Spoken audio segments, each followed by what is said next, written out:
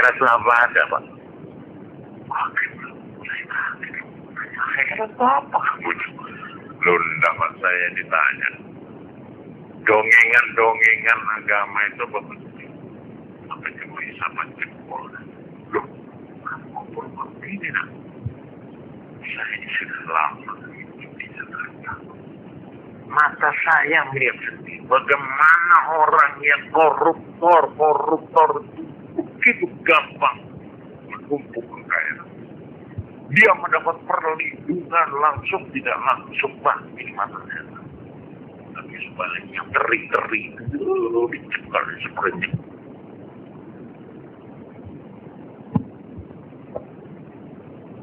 apa yang dibiarkan?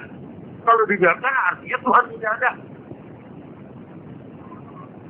Apalagi ngaku-ngaku orang, ya, mana dapat? Bagaimana korupsi sudah merajalela, justru yang kakak malah yang selamat, tidak selamat malah yang lebih terlibat ini sampai menggoyangkan imannya.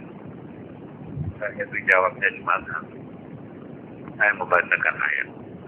Di dalam sebuah ayat dikatakan, andai kata Tuhan memperhitungkan dosa orang-orang, maka tidak ada orang lagi di dunia.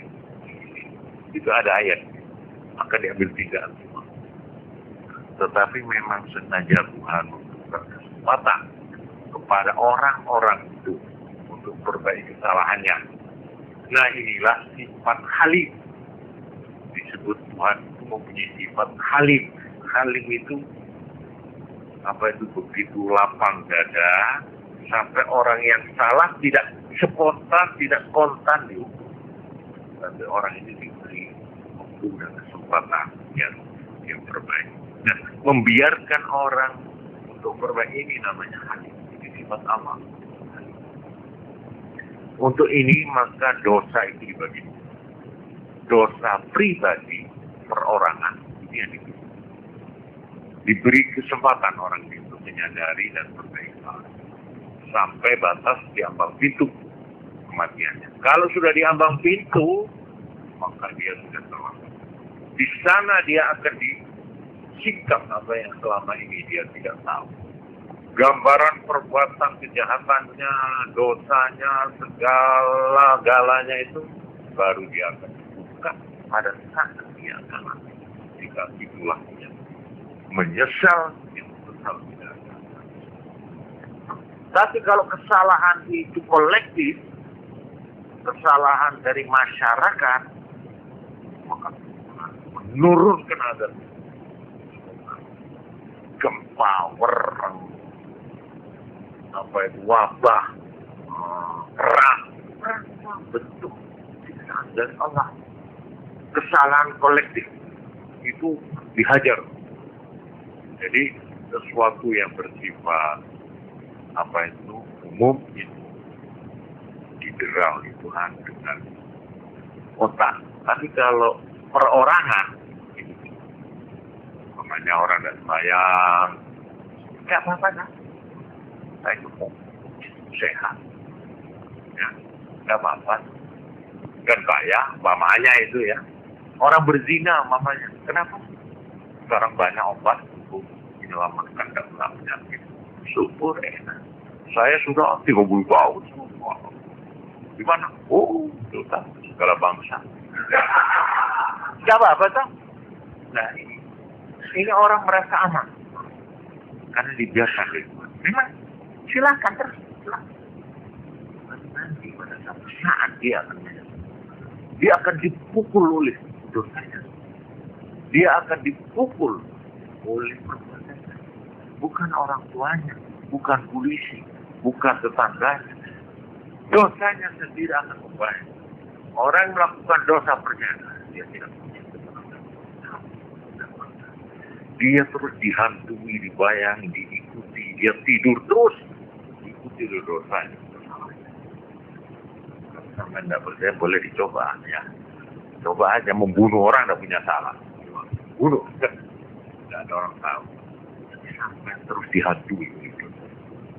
Apalagi sampai tidak pernah melakukan. Ya. Membunuh orang tidak pernah, hanya satu kali bunuh. Coba saya ingin tahu. Akhirnya mana? Kadang-kadang dia membenamkan dirinya, melupakan dirinya dalam dosa dengan menumpuk-numpuk dosa. Kenapa? Saya lari dari hati saya.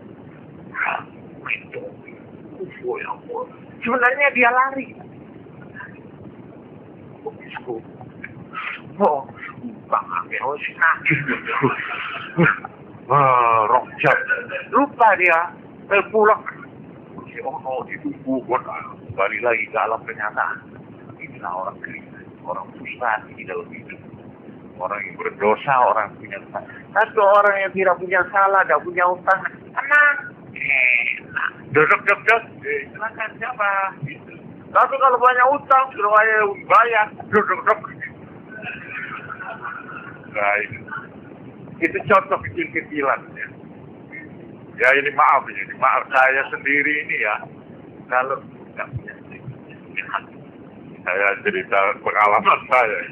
Sekaligus saya ini bukan supir, tapi saya ini kadang-kadang gitu. Kalau nggak punya SIM ya, kelihatan aja fungsi jauh. Ya terus, apa leheran. Tapi saya perlu ke sana. Yang apa? Tapi setelah saya punya SIM,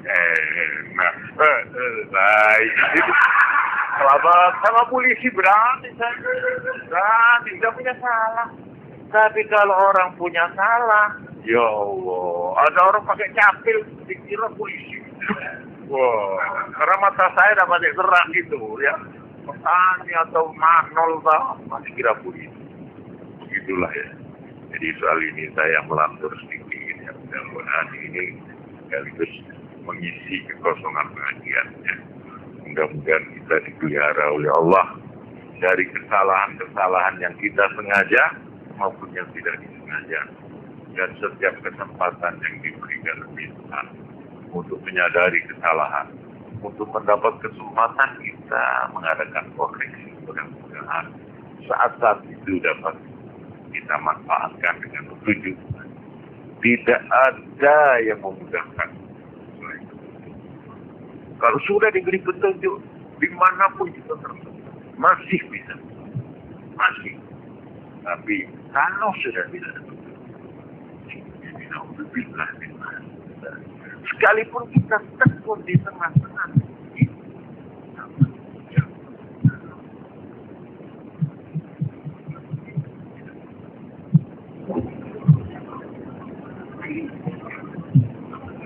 karena itu orang yang sudah diberi petunjuk oleh Allah, mohonlah satu doanya. Rabbana la tuzigh qulubana ba'da idh hadaytana. Wahai Tuhan kami, ajaran Quran. Wahai Tuhan kami, janganlah Engkau belokkan hatiku sesudah Engkau memberikan. La tuzigh qulubana. Jangan kamu selewengkan hati kami ba'da idh hadaytana. Sudah Engkau memberikan petunjuk. Wahab lana min ladunka rahmah. Berilah dari kami rahmat. Tetap harap rahmat. Terus siapa? Tindakan Allah. Ini harus dibaca ulang-ulang. Bagi orang yang sudah mendapat petunjuk, jangan lupa baca doanya. Doa Quran ini. Rabbana la tuzigh qulubana ba'da idh hadaytana wa hab lana min ladunka rahmah innaka antal wahhab. Ini kalau sudah mendapat ya, jangan dicabut petunjuk. Saja wallahu a'lam bishawab. Kalau memang saatnya nanti akan saya tambahi penjelasan sepenuhnya. Untuk kali ini saya cukupkan sekian. Assalamualaikum warahmatullahi wabarakatuh. Thank